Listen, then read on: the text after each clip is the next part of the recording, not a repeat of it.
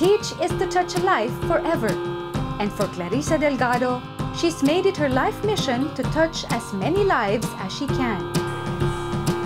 As co-founder of Teach for the Philippines, Clarissa is helping lead the way in making quality education available for Filipino children.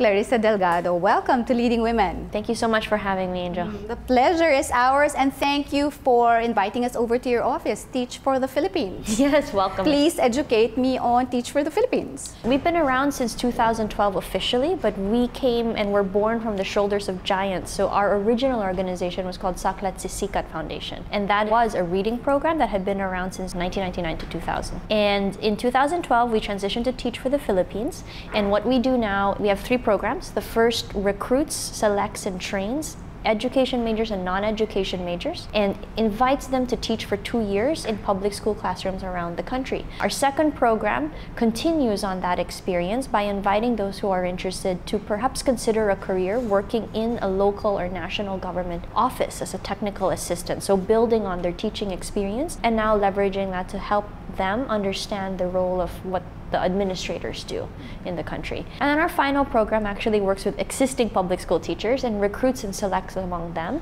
to give them the same access to our 600-hour training curriculum and individual coaching to help improve the learning outcomes in the classroom. So that's, in a nutshell, what we do. How did this come about? When we approached our work as a nonprofit organization, we really focus on three things. The first is inclusivity. So we believe that you need to work together with those who are already working, in our case, the Department of Education, to help create change. The second thing that we hold as a pillar is we work closely with the government. We've always seen the government as a partner to our work. Lastly, the reason we started was when we were doing Saklat Sisikat, we were just a 30-day intervention, which was excellent, but it was only being there to support our teachers for that month. And then we kind of took a step back and then did weekend workshops. And we wanted to get a little bit more involved. So when we did Teach for the Philippines, we opened up a 2-year program and a 600-hour training and individual coaching. And so we just wanted to get in deeper in the work alongside the public school teachers that we were already working with in Saklat Sisikat. I have some hashtags I came across on your Instagram page. Let's go through each hashtag. Sure.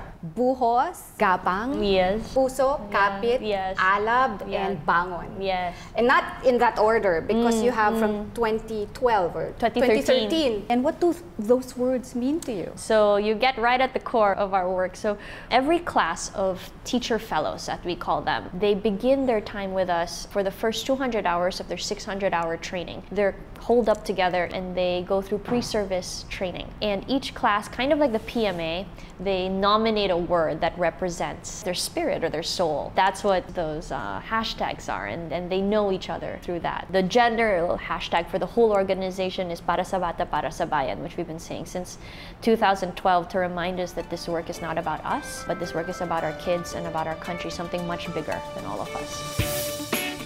While most of the work happens in the classrooms, a lot of it begins in the Teach for the Philippines office, wherein Clarissa and her dedicated team plan TFP's projects. Clarissa gives me a tour of TFP's day-to-day business. These are thumbprints.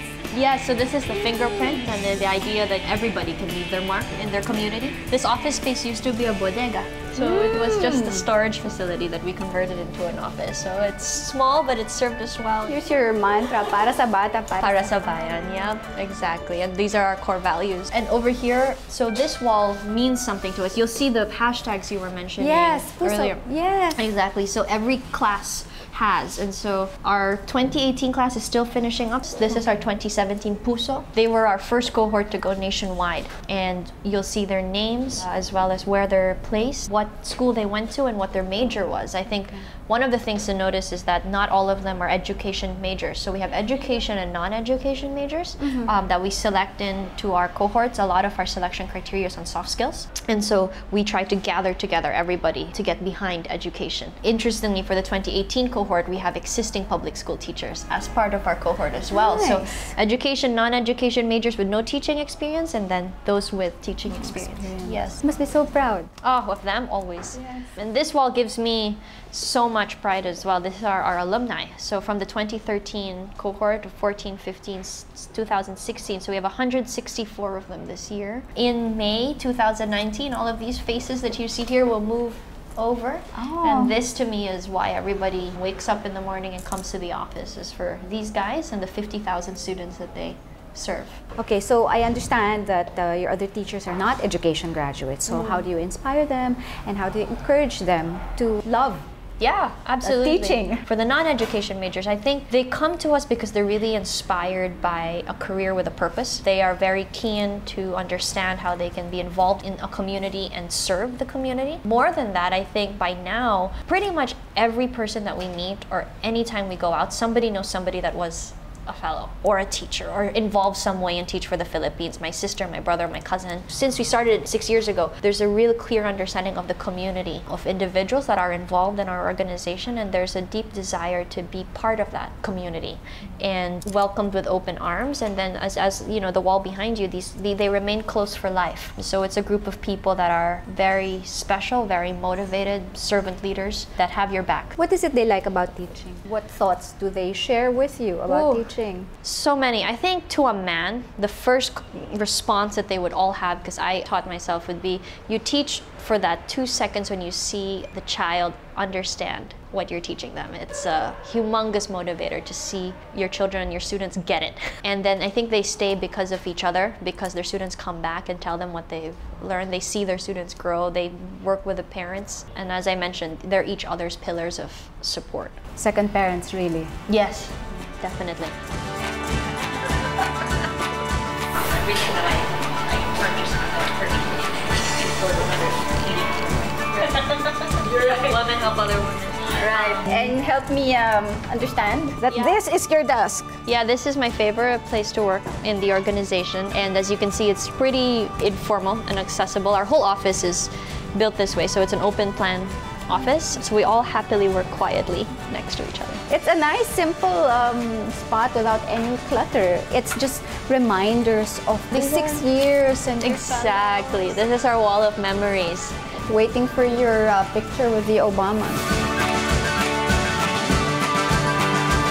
Coming up, Clarissa speaks about one of the biggest opportunities she's received since starting Teach for the Philippines. One that connects her to a former U.S. president. Next on Leading Women.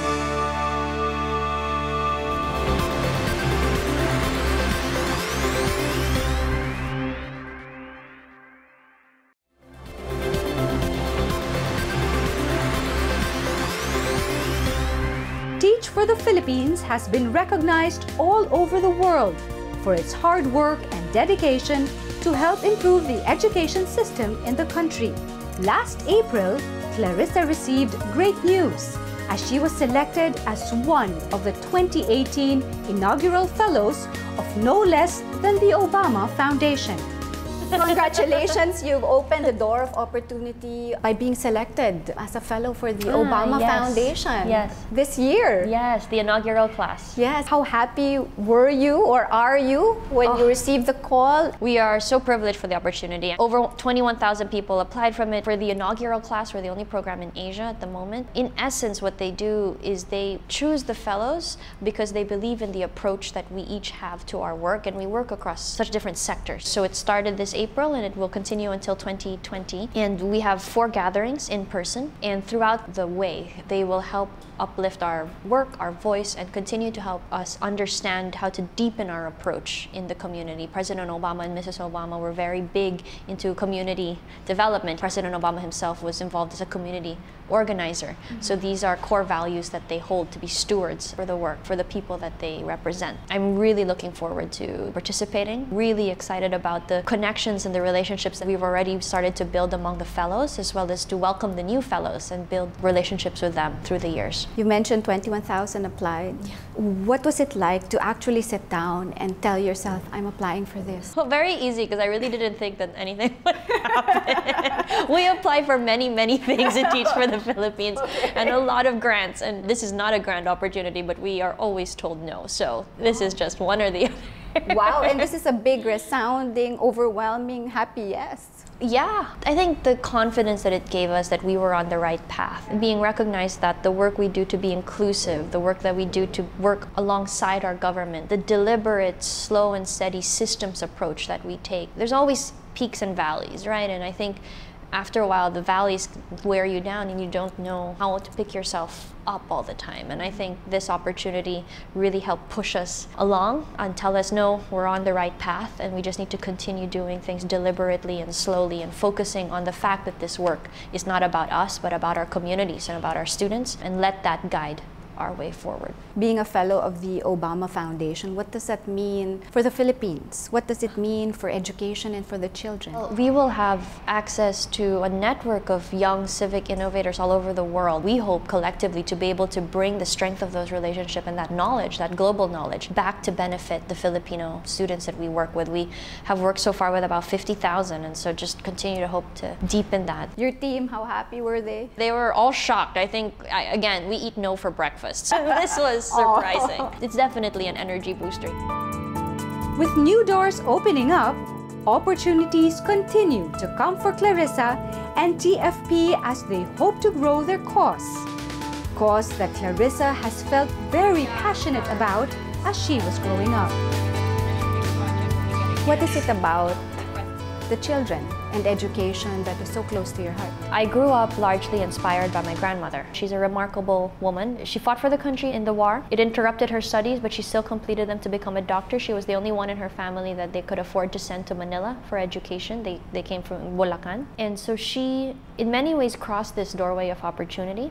And in crossing that, she made it possible for the rest of my family to also follow a different path. And I think that resonated deeply through the generations, through my mom's generation, through mine, that if we cross that doorway, our responsibility is to make sure as many people behind us can cross that. And education for us is one of those most concrete ways to help each other through the doorway of opportunity. That's what we do in Teach for the Philippines, try to usher as many of the Filipino kids through their education, to it, through it, and hopefully transform their lives because of that gift. A doorway of opportunity, transforming one's life. What are your hopes and dreams for the children of this country? Quite simply, the work that we do focuses on making sure that no matter who you were born to or where, you have access to excellent education. And I hope that one day that will be true for all of us, that myself, my staff, everybody can send our children to public school without a doubt or without a thought about where, which public school, whom, what teacher, etc. Because I believe that education is a right that we all have.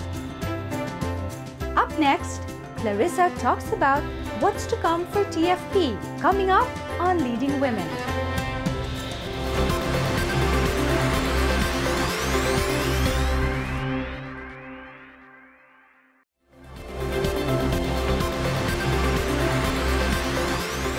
Clarissa Delgado serves as a powerful voice in empowering teachers and strengthening the quality of education in the Philippines.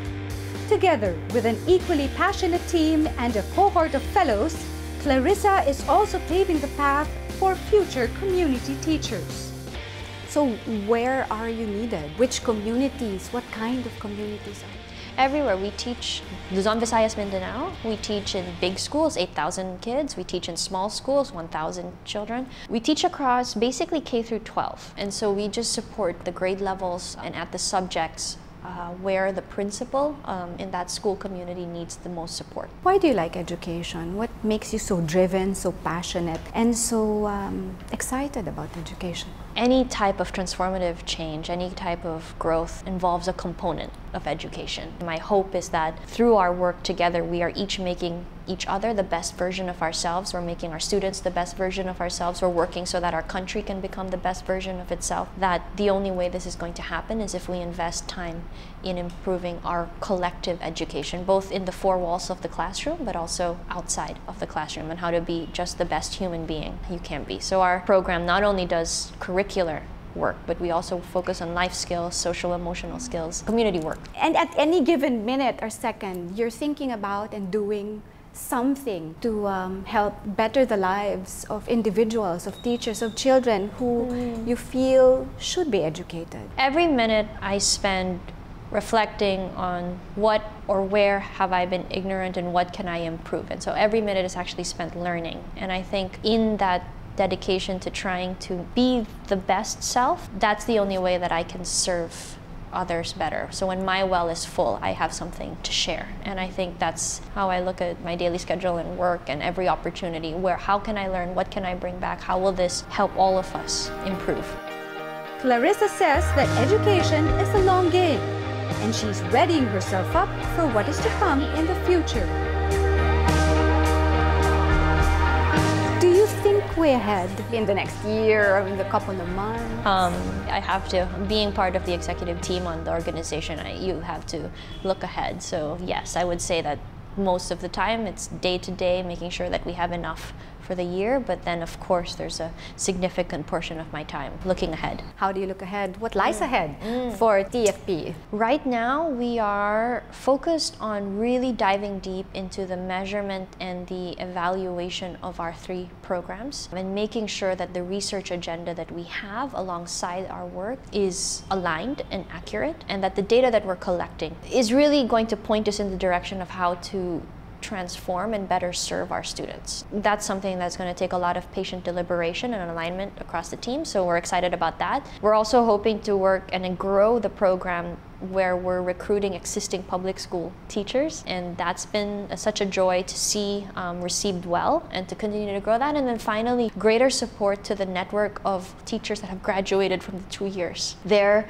going from strength to strength. One of our alums just got the Chevening Award, another one just graduated from INSEAD, 2 graduated, one from the Fulbright and another one from the Australia Awards. Our alumni fellows are just incredible human beings. We want to make sure that they always remember they're part of our family, and that we are moving mountains to support them for the rest of their lives in all the change that they are aspiring to make. Almost 80% of them remain committed to education. We have at least 40% continuing to work in the public sector, in government. And so in any way that we can support them, we will do it. And so that's where we hope to grow and scale.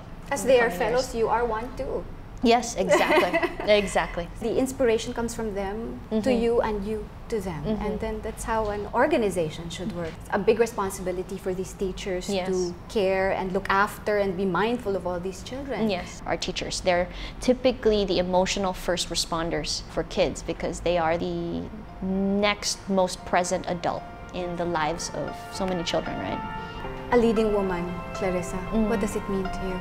A woman that leads in any way is very clear about what she values, and is very clear about the boundaries she sets around those values. The women I look up to, respect and love, they all are very clear on the personal values they hold. They live and stay true to them every day, and to me that is leadership. If there was one hashtag for teach for the Philippines, you had 6 over the last 6 years. I know, and para sa bata and para sa bayan, it would be our classic one, leave your mark. All of us, in our own individual ways, can leave our mark and make change for our communities. Thank you for leaving that mark and continuing to leave that mark and inspiring change. Thank you for having us on your show, Angel. It's been such a pleasure. Thank you.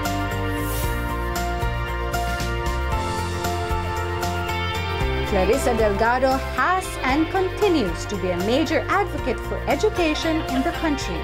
And while the road is still long, she's most definitely one of the few right at the front leading the path. Clarissa is determined to make change. And with Teach for the Philippines alongside her, she's undoubtedly leaving her mark.